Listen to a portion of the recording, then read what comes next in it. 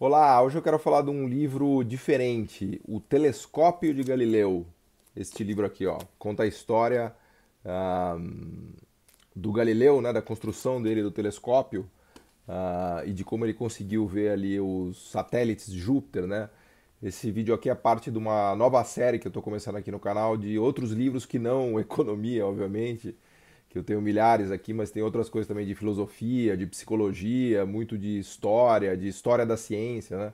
Eu gosto muito de livros de história da ciência, né? Então esse livro aqui, O Telescópio de Galileu, é um belo exemplo disso aqui. São livros para leigos, assim, não livros de técnicos propriamente ditos, né? Esse livro da história do telescópio do Galileu é absolutamente fantástico, talvez um dos livros mais legais que eu já tenha lido sobre o tema, né? Eu adoro duas coisas. Primeiro, astronomia, a história da astronomia, eu estudo muito, né? Sempre, enfim, gostei disso, né? Sempre mandei porque, enfim, sempre estudei isso porque gostava, né? E gosto muito de astronomia e de história da ciência e mais ainda da história do, não sei por que raios, né? É, eu estudei muito e gosto de estudar muito a história do Renascimento e aquela quadra histórica ali dos 1400, 1500, 1600, né? E é muito legal você ver a Itália ali do Renascimento, né? A história do Da Vinci, do Maquiavel, do Galileu, do Michelangelo, né? Toda essa galera, muitos se conheciam, né?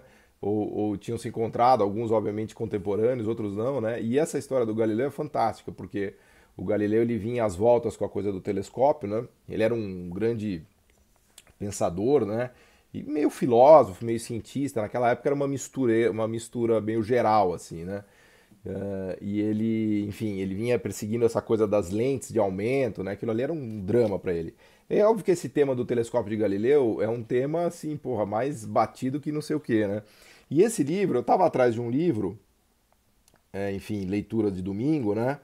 É, para, enfim, para fazer uma leitura leve disso daqui, que é um tema muito legal. E eu descobri que tem mais de 15 livros escritos sobre a história do telescópio de Galileu, mais de 15 livros escritos, né?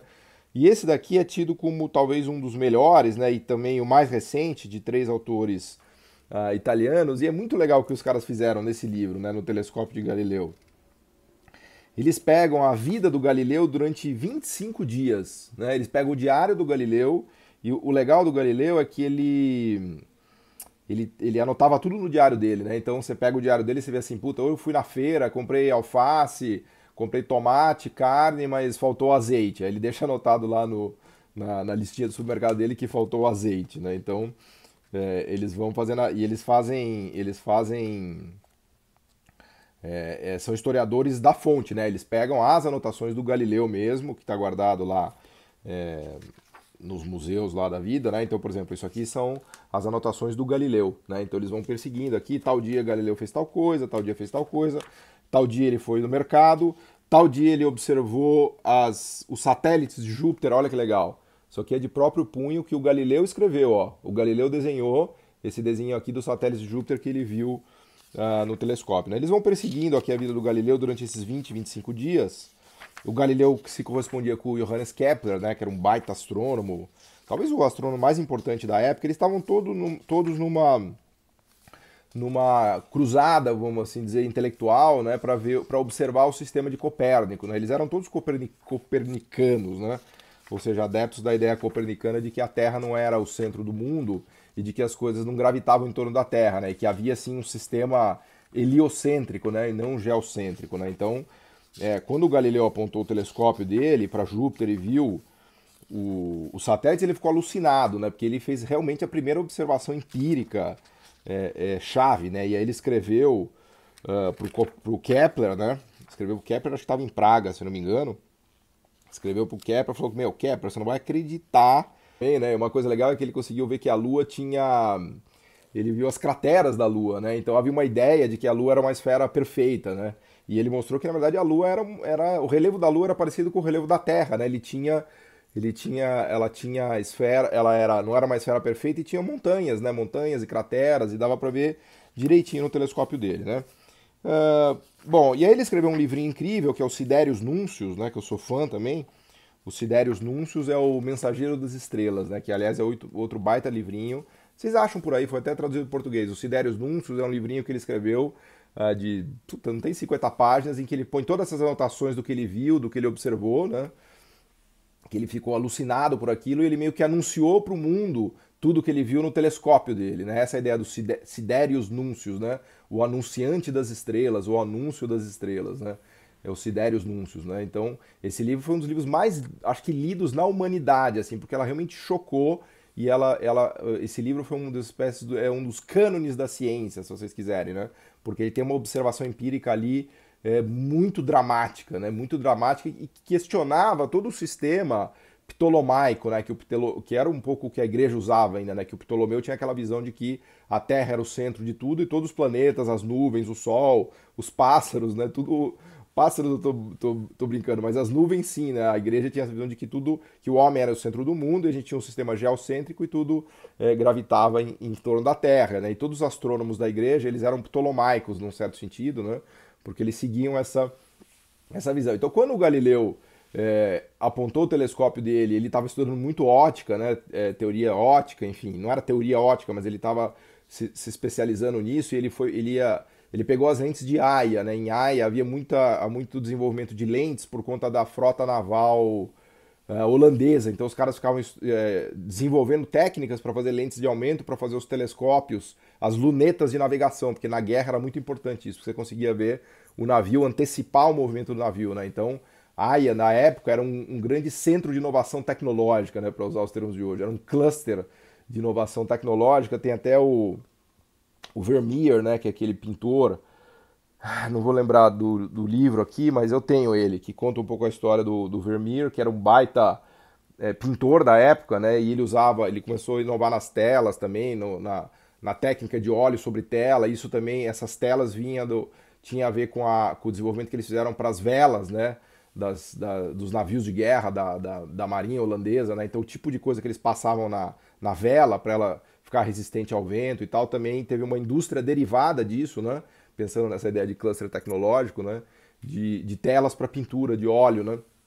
Quem explora isso muito bem é o Eric Heiner, naquele livro que eu já falei várias vezes aqui no canal, que é Como os Países Ricos Ficaram Ricos e Por que os Pobres Continuam Pobres, né? Então, o Haia, a própria Holanda, os Países Baixos como um todo, mas a Haia, né, do Tribunal de Haia de hoje, era um cluster de inovação fundamental, né? Que tinha pintores, cientistas, pesquisadores, marinha de guerra, comerciantes e assim por diante. Então o Galileu era muito ligado nessa galera e ele trouxe lentes de lá, encomendou lentes de lá para fazer. Ele mesmo fabricava o telescópio dele, né? E aí ele apontou para o céu e viu. Quando ele viu aqueles satélites, ele falou: puta, meu Deus do céu, já consegui, entre aspas, comprovar a ideia do Copérnico, né? Porque se você. Porque todo mundo achava que essa coisa do satélite. Na verdade, como ele observou os satélites de Júpiter, e ele ficou fazendo várias observações. Primeiro ele viu que planetas tinham satélites, que era um negócio meio esquisito que não se imaginava, né? Essas manchas. E depois ele começou a ter a sacada que eram outros objetos que gravitavam em volta de Júpiter, né? E quando ele olhou a Lua também, ele viu que a Lua era um objeto, vamos dizer assim, celeste, mas que era como a Terra, né? E tudo isso meio que dava muita fundamentação empírica para as ideias do Copérnico, né? E o Johannes Kepler também, que estudava essas coisas, né? Então, foi um breakthrough empírico, né? Como se diz, muito elevado, muito grande, só que a maioria das pessoas na época começou a questionar isso, porque eles falaram: não, quem me garante que não é uma mancha nessa lente, uma distorção? Quem me garante que isso que você está vendo não é uma distorção, né? Uma distorção criada por problemas de lentes? Quem me garante que tem mesmo lá em Júpiter um satélite, né, que são luas, que Júpiter tem luas, né? E pior, que o Galileu ele ia observando as luas que estavam orbitando Júpiter, né? Então ele começou a sofrer críticas violentas, né, dos cientistas do mundo inteiro, de astrônomos, especialmente de astrônomos da igreja, né? O Johannes Kepler adorou e sancionou, não, falou: puta, é isso mesmo, você descobriu, tá certo, vamos que vamos, tamo junto, né? Tamo junto, o Kepler falou pro Galileu. E aí o Galileu foi para Roma, ele tinha muitos amigos em Roma, né? E ele queria mostrar para os astrônomos e para os cientistas, especialmente os da igreja, o que ele tinha descoberto, né? Só que para a igreja aquilo ali era um negócio dramático, porque essa ideia heliocêntrica, ela era totalmente heliocêntrica geocêntrica da Terra no meio e heliocêntrica do Sol, né? Acho que era do Sol no meio, né? Que os planetas orbitavam em torno do Sol, se não me falha a memória, né? Mas que, enfim, não era geocêntrica, né? E aí os astrônomos da igreja ficaram putos, né? A galera da igreja falou: puta, lá vem esse Galileu com essas ideias tapafúrdias, herege, vamos queimar na fogueira. toda aquela coisa, né? Então, o legal do livro é que ele vai mostrando esses 20 ou 30 dias da vida do Galileu, que foram os dias mais dramáticos, né? Que foi logo depois ele escreveu Sidérios Núncios. E a passagem que é curiosa é quando ele vai para Roma mostrar. Porque assim, fala, bom, a prova empírica é fácil, você pega vários telescópios, porque os caras também tinham, né? Os padres e os astrônomos da igreja também tinham os seus telescópios, né? Que o Galileu mesmo estava desenvolvendo para alguns, e alguns já tinham feito, enfim, era um negócio meio incipiente, era meio tosco. Mas o que eu quero dizer com isso é que a prova empírica era você pegar o telescópio e apontar para o céu e ver, né? Então o Galileu falou, não, peraí, vou mostrar para vocês. Marca aí uma sequência de showings, né? Marca 15 dias que eu vou passar em Roma, e aí eu vou levar meu telescópio, vou botar aí, a gente vai apontar para o céu e vamos ver, e vocês vão entender o que eu estou falando. Vocês vão, inclusive, que passando os dias, dá para você, inclusive, ver essa trajetória, né? E aí ele fica puto, porque ele vai e fica nublado, ele pega 15 dias nublados em Roma, né?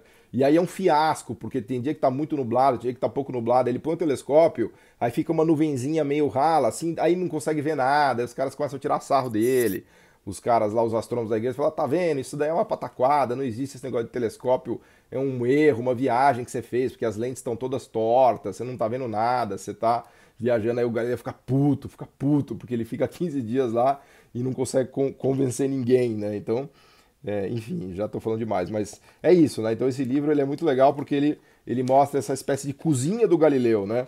Inclusive estrito senso, né? Porque mostra o que ele comprava na feira, a comida que ele gostava de praticar, a comida que ele gostava de fazer, desculpa, praticar não, a comida que ele gostava de fazer, né? E como é que era a vida dele ali no dia a dia. Ele estava principalmente em Veneza, depois que ele foi para Florença, mas as observações principais, acho que ele estava em Veneza ainda, acho que depois ele muda para Florença, né? Aqui a carta que ele escreve para o Kepler, enfim, muito legal, vale a pena. Telescópio de Galileu, fica aqui uma dica de leitura agora nessa série que eu vou fazer de livros que não são livros de economia. Obrigado.